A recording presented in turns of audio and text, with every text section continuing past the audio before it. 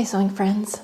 I'm actually about to leave town for girls weekend in like 2 hours, but I was getting everything packed and ready to go, and every time I take a little road trip I want a little garment bag. I have one from the 70s that was my mom's that's falling apart, and then I have a really big heavy one that's like for airplane use that's not what I need for a little weekend retreat with my daughter and friends. So I'm going to sew one together real quick. I don't have a pattern or anything, so I'm going to quickly draft a pattern, head over and sew it up out of some scraps, and then run out of town. I thought I'll just film this and show you sort of how the speed sew goes. So let's draft a pattern real quick. I've got my pattern paper. I don't even have lights on. Let's turn on a light. I'm just going to use the hanger to make sure I get it wide enough. And then how long do I need it to be? Just going to be taking some short dresses in it, and I'm using scraps, so I want to make sure. Is that better? That's really bright, but hey. All right, so this pattern paper I think is 22, 18, it's about 20, which is also about perfect for what I'm doing. Fold it in half so I get it symmetrical, and then this will be my back, and then I will use the back to make my front. I'm not going to even put a zipper in it. I'm just going to have it overlap and maybe put a single or two buttons maybe.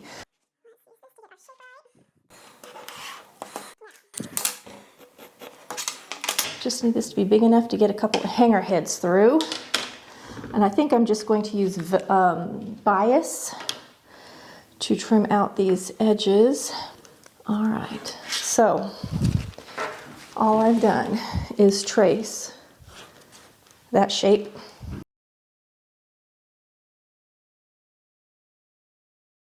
The main thing is I don't want my hole to be too big at the top because it makes everything kind of sloppy.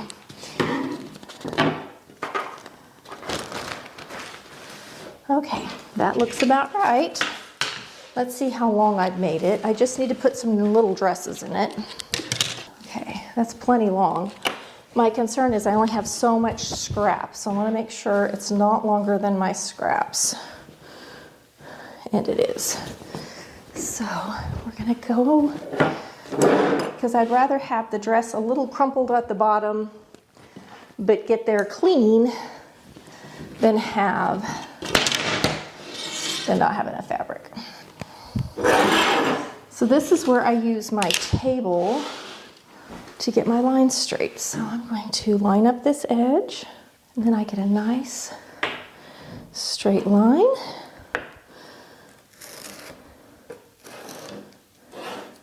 And I'm using the crease of my table to cut.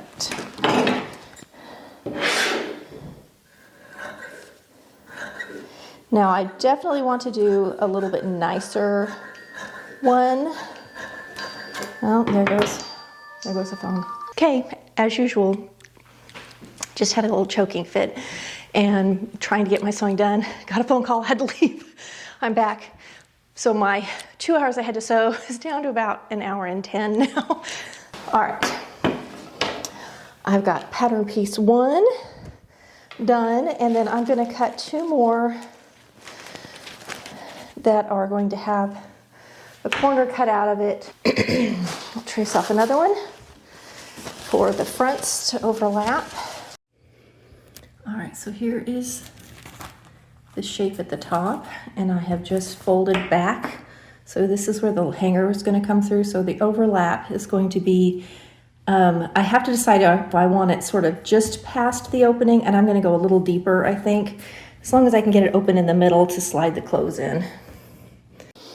All right, so I'm going to take my original piece that I've traced off. I folded back a little corner of it to get my fronts. I'm going to cut 1 back, which is this one I just made, and now I'm going to trace off to cut 2 fronts, and then I have a little leftover in here for hemming, and then we'll head over. I think I will make sure I'm actually hitting the paper below. There we go.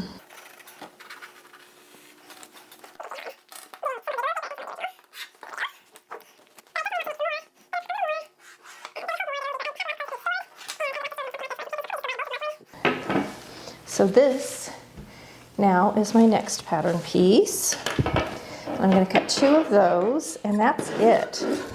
Let's see if I have enough fabric. I may be doing this in a couple fabrics. We may be combining fabrics. I have some leftover from my sister's collection, and I'm hoping I can get it out of the pieces that I've got of her stuff. And this is where I'm going to hem. So I'm going to fold this back so that I get the right shape up here at the top.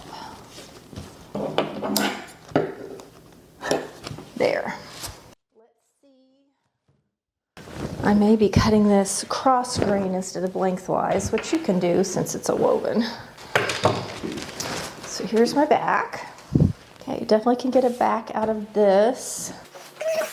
I may not be able to get a front out of it though. I can get one front. Let's see what other fabric I've got. Okay, I have another piece that I think I can get. So now I need to decide, do I want the back one fabric and the front a different, or do I want to do 2 different in the front? Now I am tempted to leave, I never leave the selvage on any of my clothing projects because it pulls, but this is not something I'm going to wear. And the selvage has my sister's name and everything at the bottom, and I kind of want to leave it in. And if you've sewn with me before, you probably recognize this fabric. I made my mom a shirt out of it. And then I will meet you over at the sewing machine for like 10 minutes of sewing, I hope. And then I'm gonna get my stuff packed up. And the next time you see me, I'll be in Oklahoma City doing all the fun Oklahoma City things. So, all right, this is the shape where it's going to fold back for hemming. So you can see the shape that I made right there. Okay, everything's cut, let's go sew. Pause the video. Here are all of the measurements if you want to draft your own pattern. I'm going to set aside my pattern. I need to put that in an envelope because I definitely will be using this again, if for nothing else than to make another pattern off of it. I could see using that shape to do little shoulder covers, like little dust covers for in your closet for things that you store. You can leave it open at the bottom for also the same thing if you're storing things in your closet but want to keep them sort of dust free. All right. I am out of thread right here, so we're going to replace this real quick.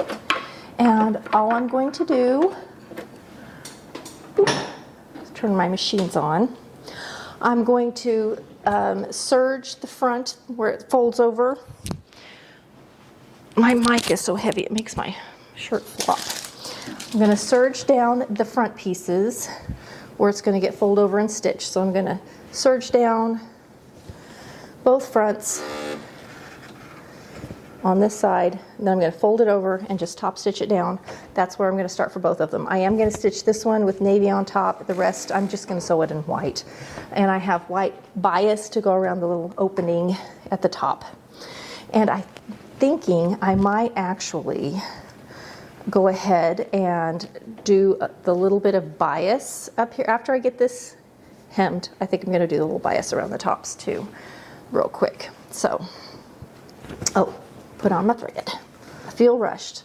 I don't normally, I know a lot of sewists do the sew before they go kind of thing, and I don't. I'm a little bit more of a planner.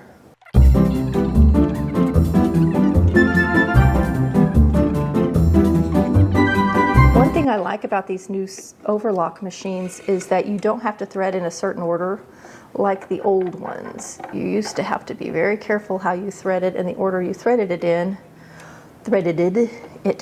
or you'd get a knot instead of a stitch, or it wouldn't stitch at all. And these new ones, the way they have them set up, it's not that case. So if you need to change one of any of the threads, you can. So nice. Okay. All right, let's go down our little fronts where we're going to fold over. I'm just going to serge this thing together, other than at the bottom, because I want to keep my sister's name at the bottom. So I'm going to sewing machine that part.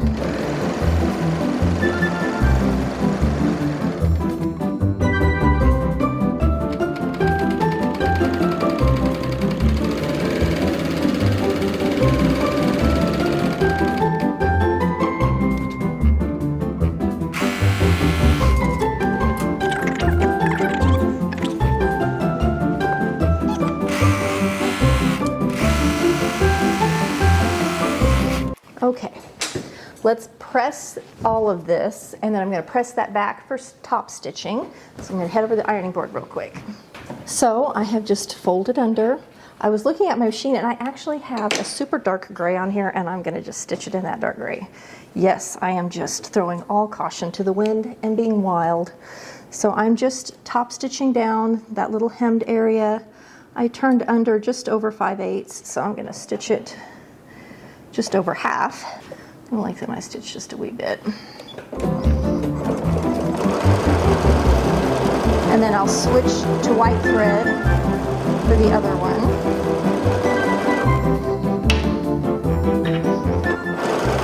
I'm actually thinking I don't even need a closure probably on this.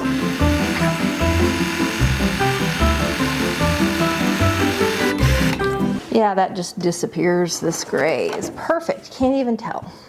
Love it when that happens. All right, time to switch threads.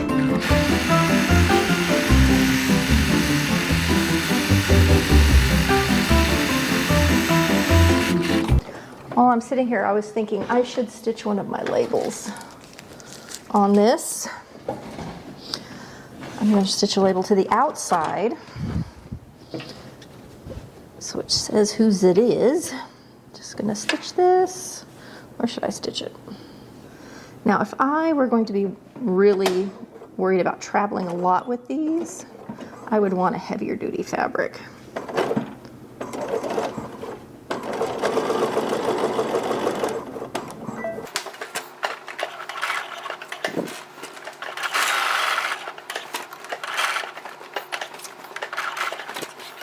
All right, now I'm going to take my bias. There's lots of different ways you could do this. I'm going to just cover the little net hole at the top where the hangers are going to come through. When I do this again, I would line up the two front pieces on the neckline and bind them together instead of doing them independently. I'm going to go a little beyond it so that when I come back and do the shoulders, it catches the edges of this bias and finishes everything off. So I'm just going to sandwich this at the top for all of these pieces and let it hang off a little bit.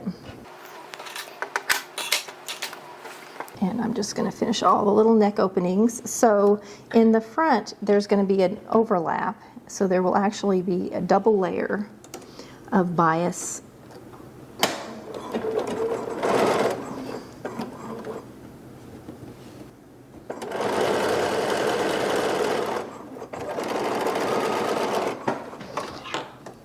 So I'm going to cover little necklines with bias, all of the little necks at the top.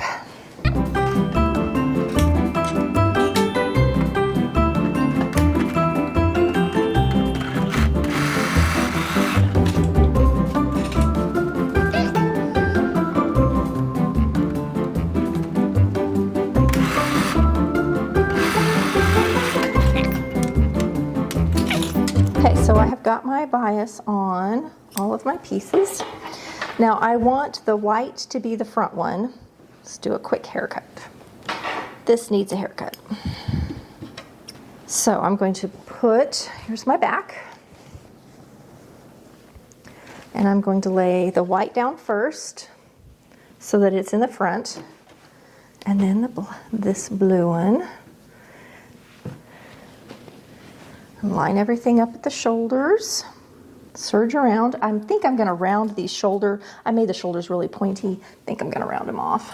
Somehow I missed pressing this shoulder up here. I have one crease in this shoulder. You can see how it's going together. It's going to open there. This is the inside, so now we're ready to serge it.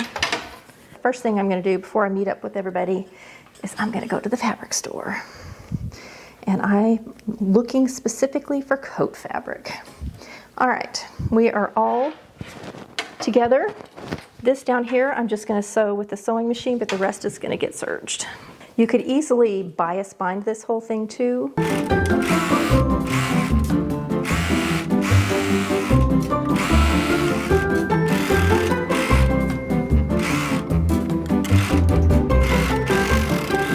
at the neckline where it's serged, I'm going to come back with a sewing machine and reinforce it because it hangs from there. That's where the hangers come out, and I want to make sure it's nice and sturdy. So right up here where I just finished, I'm going to come back with my sewing machine, do a little extra reinforcing to make sure it stays together.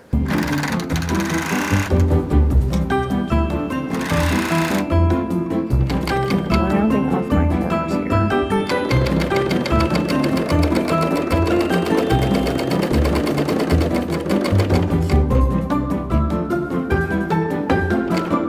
Sorry. Looking at my work and holding the camera at the same time. Not the best. But got around to it.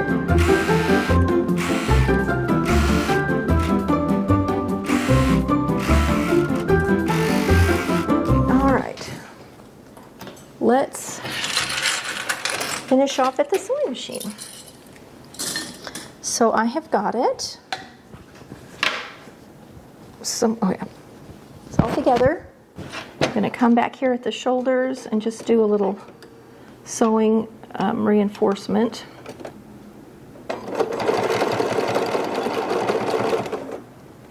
I'm taking my serger tails and making sure I actually hit them with the sewing machine. That just, again, reinforcement.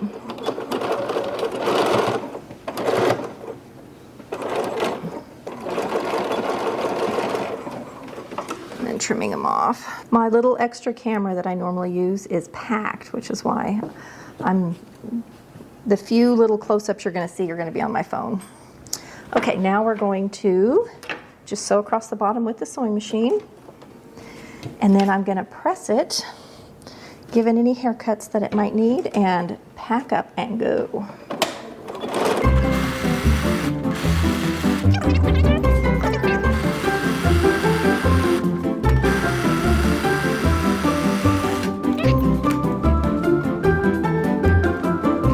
See how this turned out.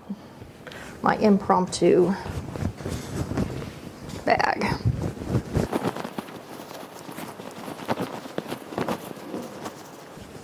There we are. Now, because of how I did it, the where I did the little bias trim, it just folds to the inside so you don't even see it. And we have a little garment bag. Okay, it just needs a press. I'll show it to you.